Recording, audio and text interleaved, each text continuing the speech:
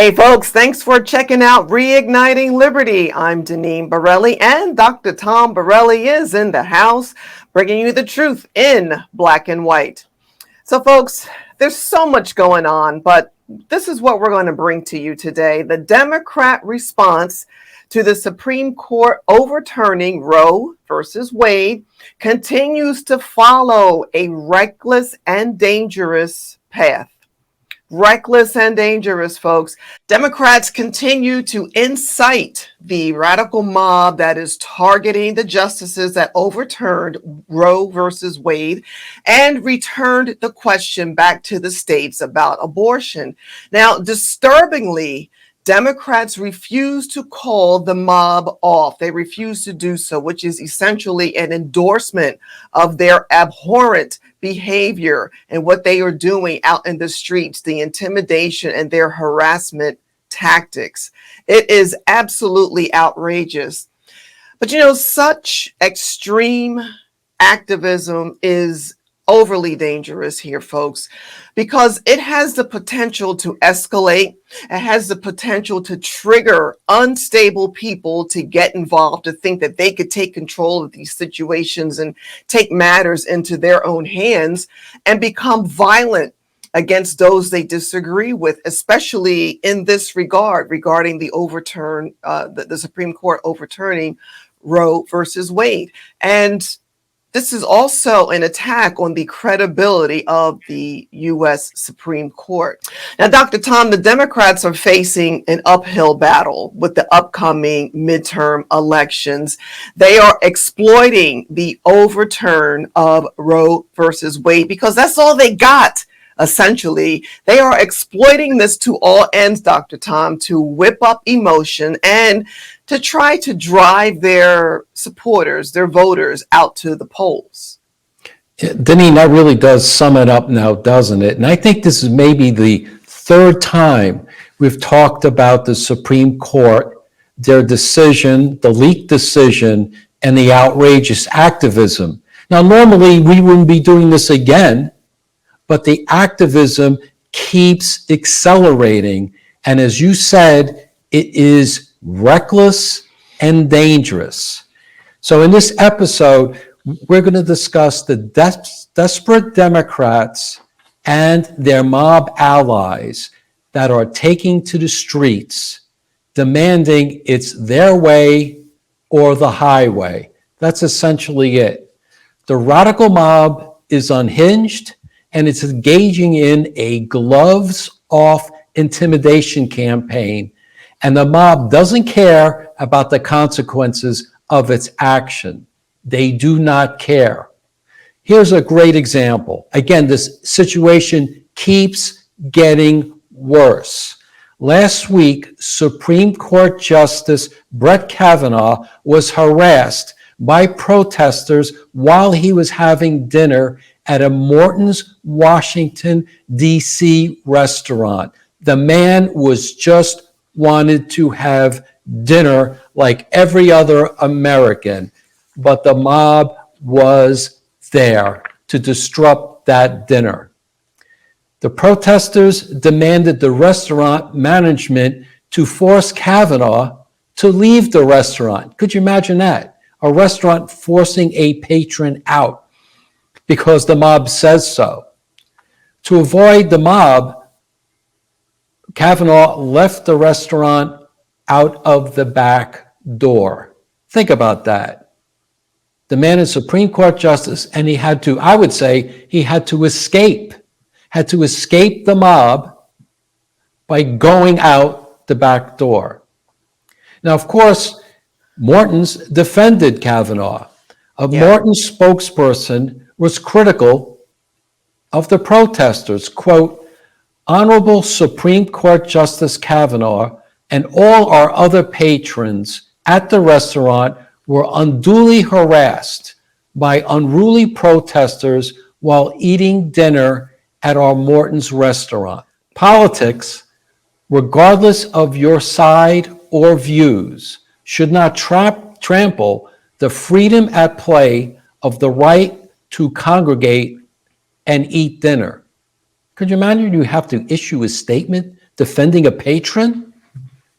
What's going on here? Yeah, what is going on? Yeah. But it gets worse. It gets worse. So what does the mob do?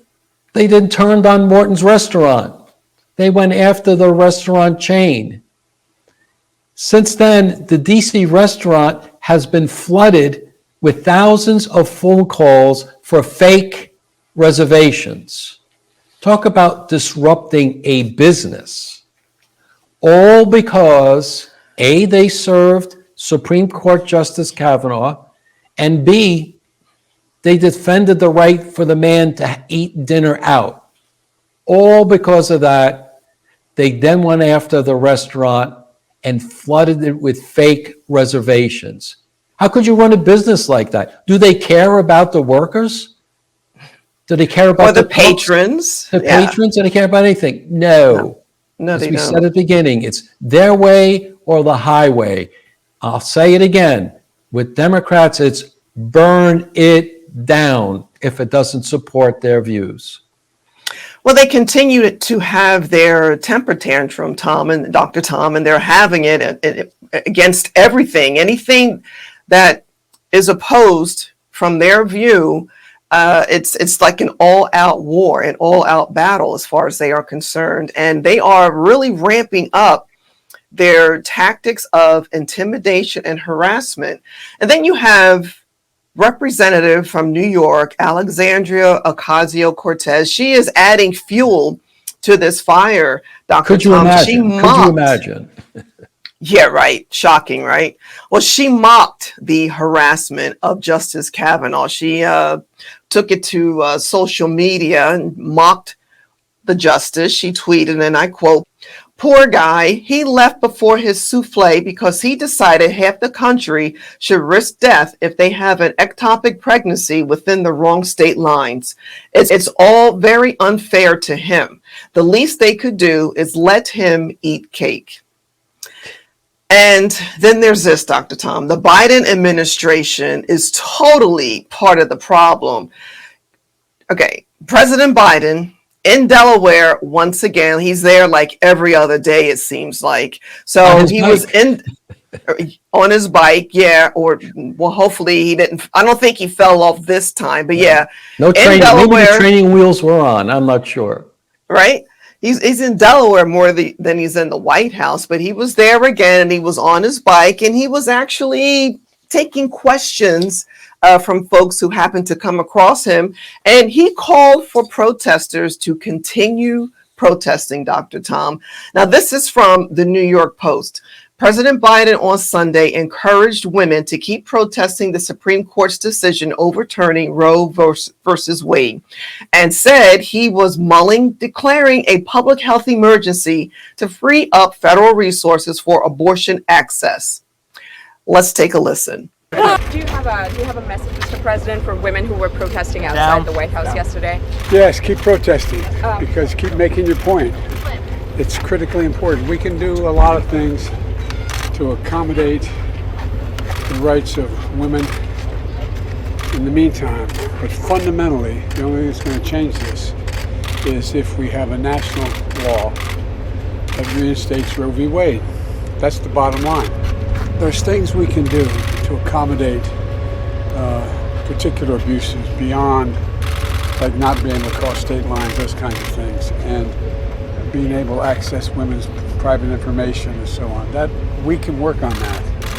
But as president, I don't have the authority to say that we're going to, state Roe v. Wade as the law of the land.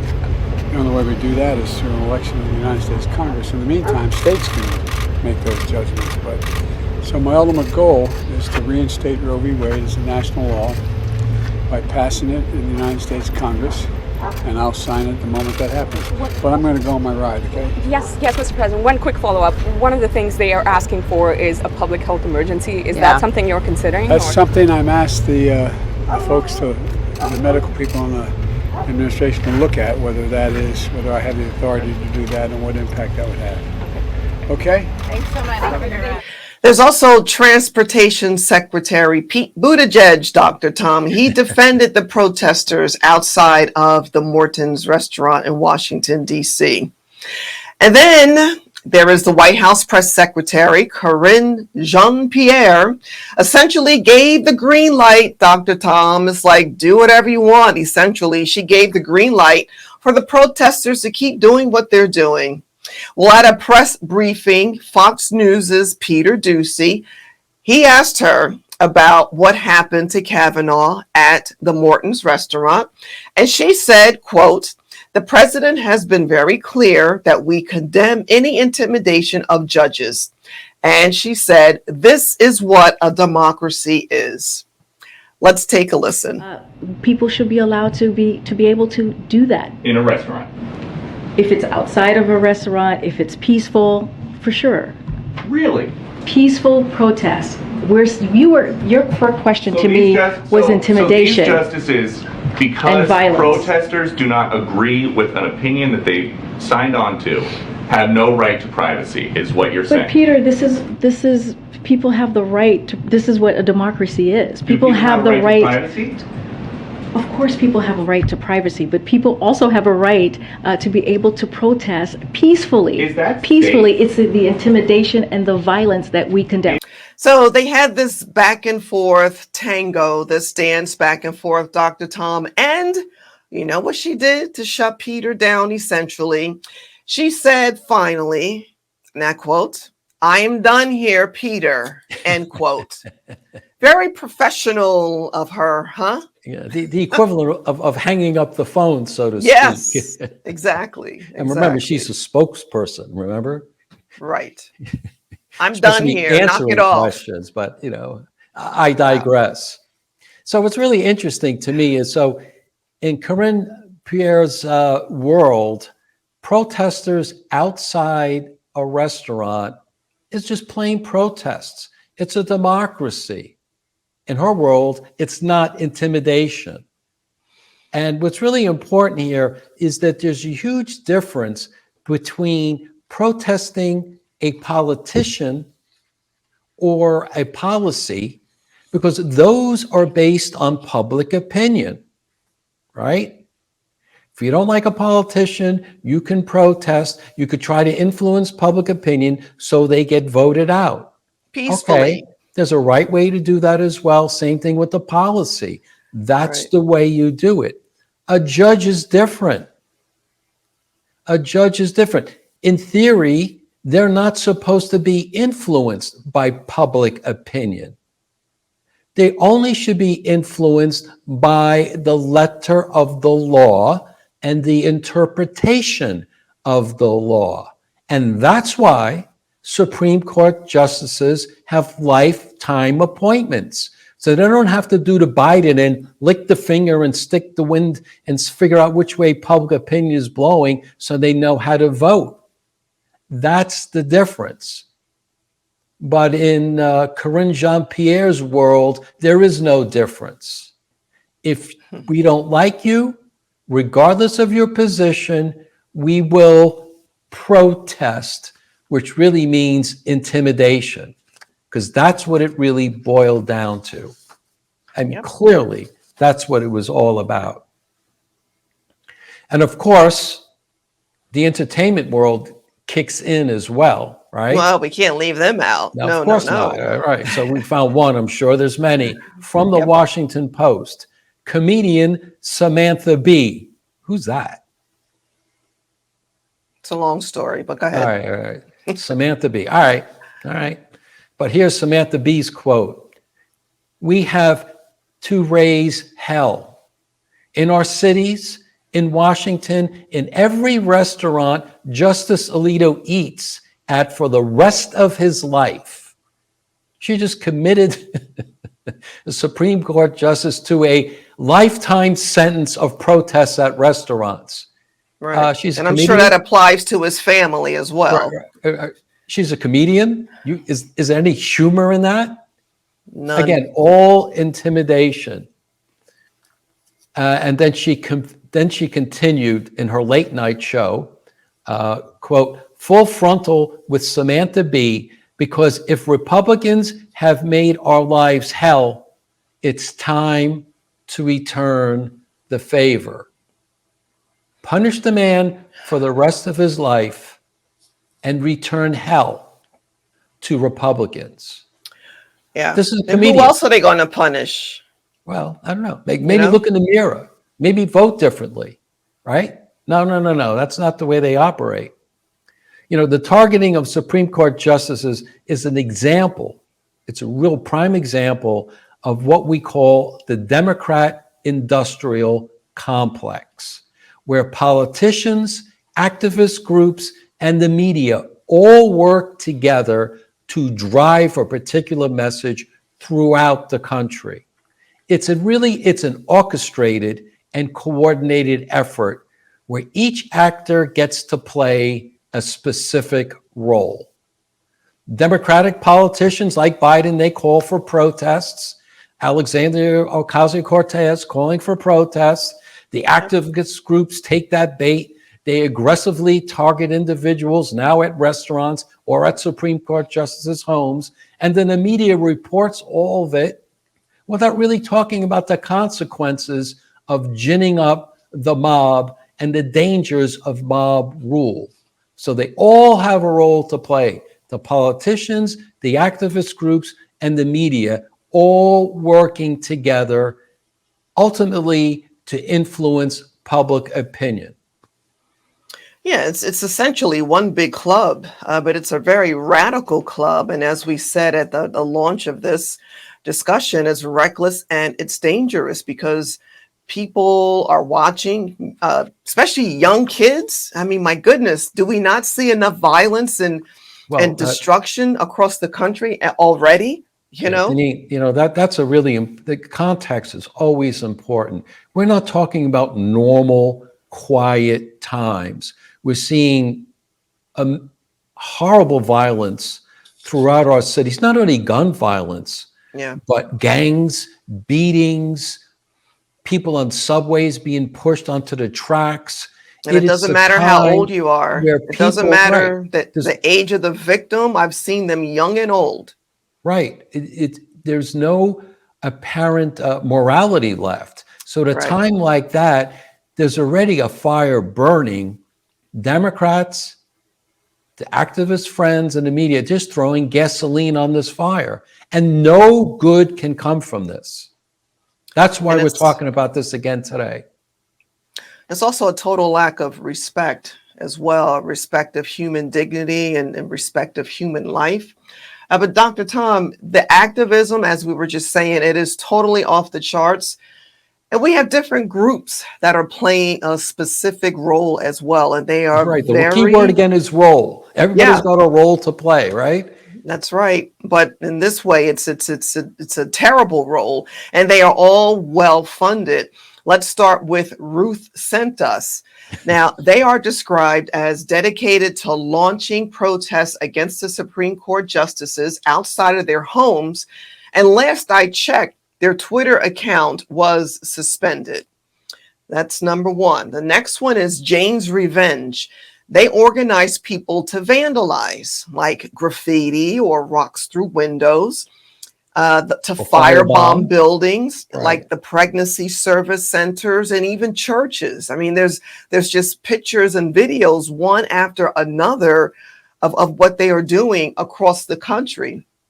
Then there's this group, Dr. Tom, Shut Down DC. Well, that says it right there now, doesn't it? Shut Down DC. Well, gee, what's their MO?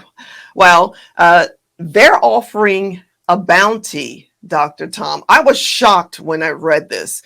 They're offering a bounty if someone sees a conservative Supreme Court justice at a public place like a restaurant, for example, right?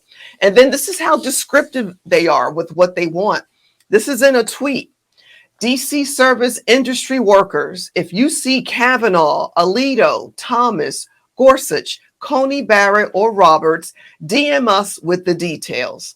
We'll Venmo you, Venmo, I never say that right. We'll Venmo you $50 for a confirmed sighting and $200 if they're still there 30 minutes after your message. That is the Twitter that they were able to put out to get the mob going, to try to incentivize people to point out where these conservative Supreme Court justices happen to be going about their daily lives. First of all, putting a bounty on a justice's head is beyond outrageous. That's number one. But can you just imagine if this were the other way around, Dr. Tom, if a conservative group did this? The world would just blow up. It would just self-destruct. The media would be calling it an insurrection, right? I got to tell you, I don't know what's going on with our country or with our world in general. They would add conservatives are destroying democracy. That would be their mantra. They would also say conservatives are using this as some sort of dog whistle to intimidate Democrat justices, Dr. Tom. But this is just beyond outrageous for this group to be able to put out there that we're offering to pay you money if you do these dirty deeds against these Supreme Court justices who happen to be conservative.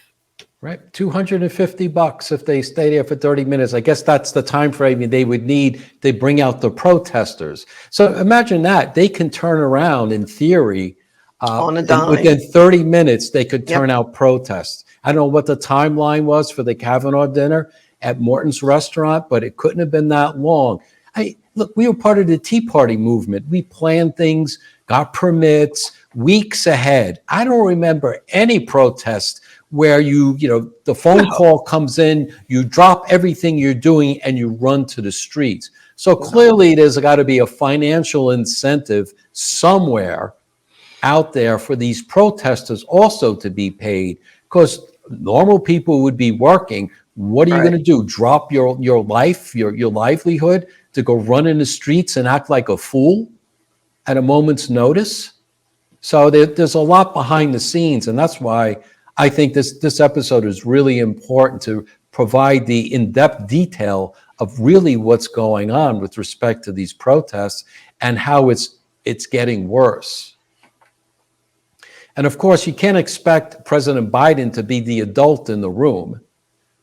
Biden is on anything, but especially now, because Biden is getting hammered by Democrats because they believe, first of all, it took them too long to react to the decision. Not that he didn't have a heads up with that crazy leak, and we still don't know who leaked it yet, but again, I digress. But Biden signed an executive order on abortion, but prior to signing the executive order, he delivered some remarks. So what did Biden do? Biden engages, like he always does, in propaganda. First, he said the Supreme Court was out of control. Third branch of government, out of control. You should have respect for the institutions of the government. Out of control, the president says. Then Biden repeated a story that alleges a 10-year-old girl was the victim of rape, got pregnant, and was forced to cross state lines for an abortion, I believe from Ohio to Indiana, because of the court ruling. This is what Biden said. The problem here, viewers and listeners, is this story is completely unverified. The story is so bad that even the Washington Post did a little research and they said the claim is unverified. Does it matter? No. Mission accomplished. I don't know how many millions of minds Biden twisted with this extreme, horrible story, but that's what he did. We do more checking, and before we do a podcast, we're not the president of the United States. And he's out there pumping the propaganda. Unbelievable. And it didn't stop there. Biden also falsely said hospitals would not treat women that had miscarriages. He should be laughed off the stage for making such crazy, unverified statements. But again, he's desperate. He's in a corner, and he's going to be doing this and it's going to be getting worse. And of course, Ocasio-Cortez, you mentioned the tweet before, she said women's lives are going to be at risk because states would not be able to deal with an ectopic pregnancy. False. It doesn't matter with Democrats. They're all playing with the emotion. Could you think of anything more emotional? It's a horrible story of a 10-year-old girl getting pregnant. Sure. But doesn't matter, verified or not, doesn't matter. They're just going to run with that story, and it will be parroted throughout the country, and especially in the left-wing circles. Well, yeah, that happens in a lot of situations. They just put it out there, the news runs with it, and once it's verified that this was not true, and this is in many circumstances and situations coming from the left, coming from Democrats, and where's the correction? Where's the, gee, we got this wrong, or our sources now say that blah, whatever. But the damage is done. It's too late then. Who knows if the folks who heard. They know that. They know what they're going, they know what they're doing. They know the consequences of what they're doing. And they also know they're not going to be held accountable. So why not do it? Sure. It achieves their ends. That's what they want. They want to use propaganda to twist minds, to influence public opinion, because they have nothing. Well, now they're showing their desperation, and they're very desperate, Dr. Tom, because the poll numbers are absolutely horrible. So here we have the New York Times Siena College poll. This is what they found. Biden's overall approval rating is a whopping 33%. 64% of Democrat voters don't want Biden to run again in 2024, and 13% of Americans think the country is headed in the right direction. Only 13%. These numbers are staggering. And look, speaking of public polls, Dr. Tom, it's inflation, the economy. It's not abortion that is of most concern for the public. There's a Monmouth University poll that found economic issues were the biggest issues of concern. Inflation, 33%. Gas prices, 15%. The economy, 9%. Abortion, 5%. And despite those concerns, Dr. Tom, Biden and the Democrats, they are pushing this abortion agenda instead of what Americans and voters are most concerned about, what really matters. And they're not even trying to figure out solutions for inflation, for the high gas prices. And here's another thing. Deneen, Democrats are doing severe damage to the credibility of the Supreme Court. A new poll by the Heartland Institute found 53% of Democrats want to abolish the Supreme Court. Also, 54% of people ages 19 to 39 want to abolish the Supreme Court. That is, abolish the third branch of government. Here's the irony. Democrats are the ones tearing down, as they say, the democracy. Remember, Democrats always do what they accuse you of doing. But here's another thing, Dr. Tom. Finally, it's not only the Supreme Court justices that are being targeted. With our research, protesters tried to invade the Arizona state capitol. They tried to force their way into the Arizona Senate doors once they realized the state legislature was in session. Tear gas was used for crowd control. It's estimated there were anywhere from 7,000 to 8,000 protesters. This is a one-day event, this particular news story I'm referring to. And there was significant property damage of properties and memorials.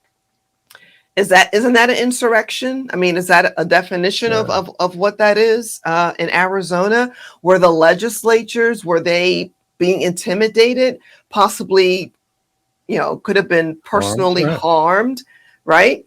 But of course not, because it's Democrats and it's their mob and it's all And things and abortion. it's the precious Our way issue or of the abortion. highway. Right. It's the precious issue of abortion. It's I mean, sick. that's one of their holy grails. They can't let that one go. You know, and speaking of numbers, going back to those poll numbers, 33% approval, was it, from the New York Times? Yeah. I was asked about that recent Newsmax interview. And what I said was, look, this is the first attempt to get rid of Biden. The New York Times now is leading the agenda. They're leading with, he's a failure. They need to get somebody else in there because they know the man is such a disaster. And according to Rasmussen reports, with the generic congressional ballot, like, are you going to vote for Republican or Democrat this coming election? Republicans have an 8-point advantage, which is very significant. The New York Times isn't stupid. They drive the agenda. A lot of ways they drive the national political agenda. So now they're targeting Biden, and he knows it. And that's why he's getting even more desperate.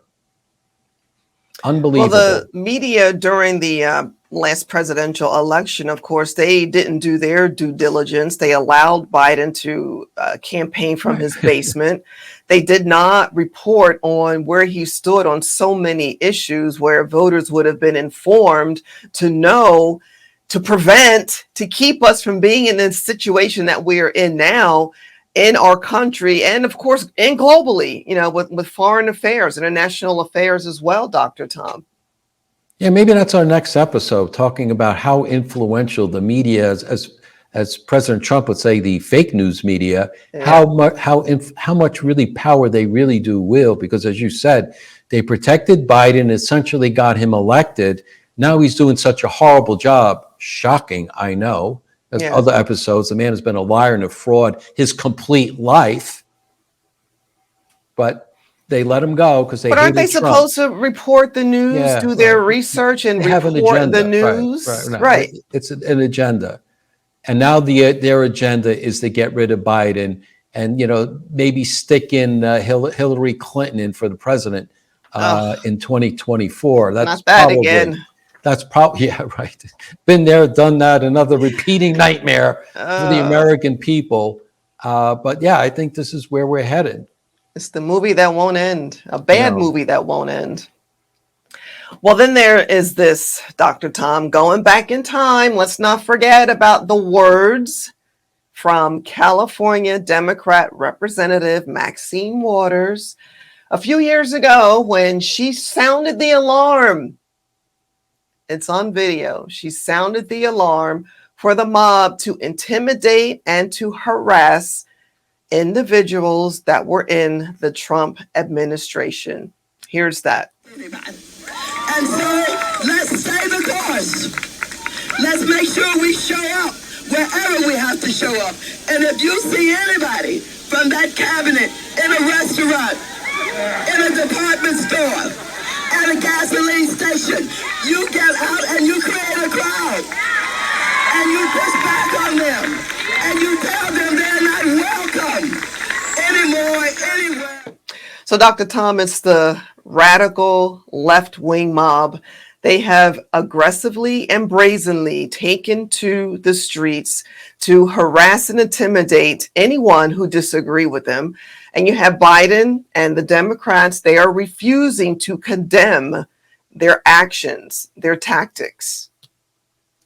Well, Deneen, again, when you led with the words reckless and dangerous, that really does appropriately and accurately describe what they're doing. It is reckless and dangerous. And remember, context is important. Not only, as we mentioned before, there's a lot of violence throughout the streets, throughout the country, whether it's shootings or beatings or whatever have you.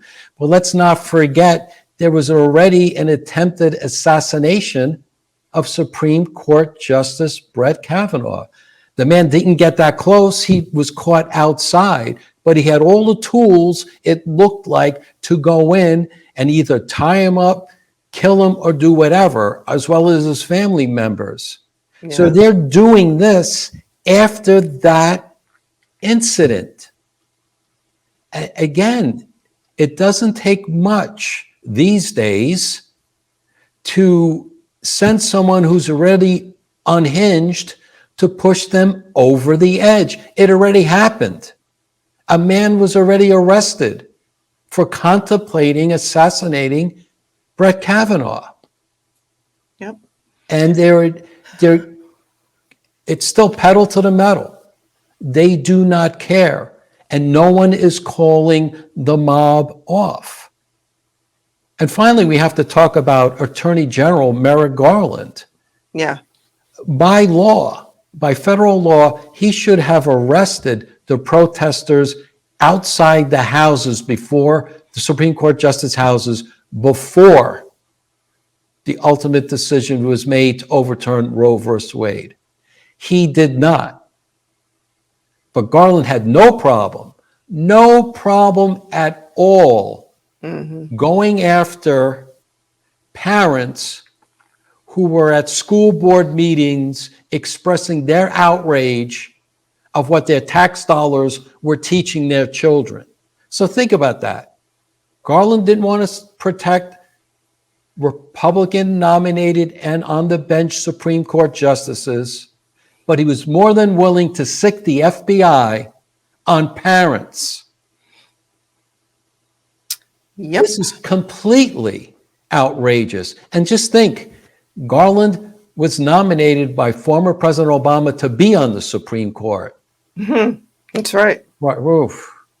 Yeah, oof. What else can you say? Where do these people come from? How do they sleep? How do they live with themselves? Whatever happened to equal justice under the law? You're talking about the Attorney General. He runs a Department of Justice. As you once said at a Tea Party speech, the Department of Joke. Yeah. Now it's a bad joke.